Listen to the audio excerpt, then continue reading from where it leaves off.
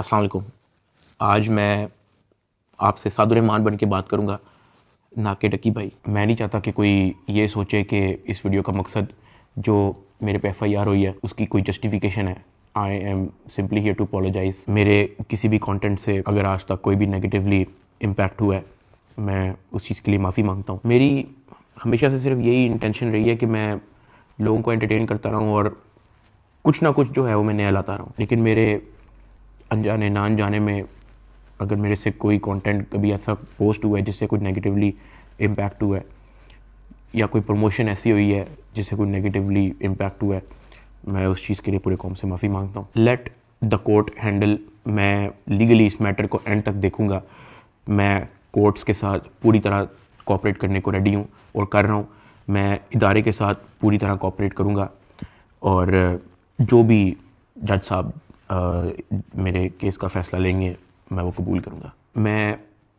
मेरा और मेरी फैमिली का जो 3.5 माह का एक्सपीरियंस है, मैं सिर्फ वो बताने आया हूँ। 16 अगस्त 2025 को जब मैं सो के उठता हूँ तो मैं बड़ा एक्साइटेड होता हूँ, क्योंकि हमने अपने दोस्त वगैरह मेहमान बुलाए होते हैं, हमने अपने घर में दावत रखी होती है, मेरे सब दोस्त आते हैं, बड़ा इंजॉय करते हैं, हम खाना शाना खाते हैं, गपशप लगाते हैं, मेहमान चले जाते हैं। उसके बाद मैं और रूब पैकिंग में लग जाते हैं, क्योंकि हमें मलेशियन गवर्नमेंट का एक इवेंट है, उधर से इनवाइट आया होता है कि डकी भाई आप आएँ, हमारे लिए कुछ वीडियोस वगैरह बनाएं। पूरे पाकिस्तान से उन्होंने एक मेल और एक फ़ीमेल को चुना है, जिसके अंदर मेल में उन्होंने मुझे चुना है। बाकी कंट्रीज़ से भी उन्होंने एक मेल एक फ़ीमेल इनवाइट किए हुए थे और मैं बड़ा एक्साइटेड था कि पूरे पाकिस्तान के अंदर से उन्होंने एक बंदा चूज़ करना है और उन्होंने मुझे चुना। मैं बड़ा ऑनर फील कर रहा। हमने बड़ी जल्दबाजी में पैकिंग की, क्योंकि मेहमान आए होते हैं, हमें टाइम नहीं मिलता, और मुझे नहीं पता था कि जब हम पैकिंग करके अपने घर से निकलेंगे तो मेरी ज़िंदगी का सबसे मुश्किल वक्त शुरू हो जाएगा। मेरे वहमो गुमान में भी नहीं था कि मेरे साथ क्या होने जा रहा है। हम जब पैकिंग करके सामान गाड़ी में रखते हैं, गाड़ी हमारी एयरपोर्ट की तरफ चल पड़ती है। एयरपोर्ट पहुंचते हैं, हम सामान अपना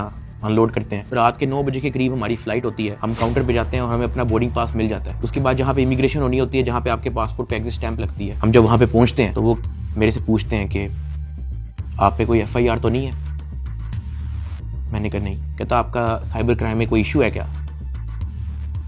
मैंने कहा नहीं। कहते आप हमारे साथ आ जाएं। मैं और अरूब एक दूसरे की तरफ देखते हैं कि ये क्या हो गया। हम किसी को ऑन टाइम ज़्यादा इन्फॉर्म ही नहीं कर पाते हैं। मैंने ज़िया को सिर्फ मैसेज कर दिया है कि ये इस तरह से इशू हो गया है, तो शायद हम फ्लाई ना कर पाएँ, तो आप प्लीज़ गाड़ी जो है वो एयरपोर्ट ले आओ और हमें यहाँ से पिक कर लो। हमें लगा कि शायद हमें बस सिर्फ फ्लाई नहीं करने देंगे और हम घर जा सकेंगे। 5-10 मिनट के बाद इमिग्रेशन वाले हमसे हमारे मोबाइल ले लेते हैं, कहते हैं कि इसको एयरप्लेन मोड पर लगा दें, और अरूब की तरफ वो इशारा करते हैं कि अगर आप जाना चाह रही हैं मलेशिया तो आप जा सकती हैं। अरूब ने कहा नहीं, अगर साथ मेरे साथ जा रहा है तो मैं चले जाती हूँ, वरना मैं इधर ही ठीक हूँ। शायद ये मेरी गलती ही, मुझे उसको जाने देना चाहिए था, क्योंकि उसके बाद जिस चीज़ से मेरी फैमिली ने गो थ्रू की है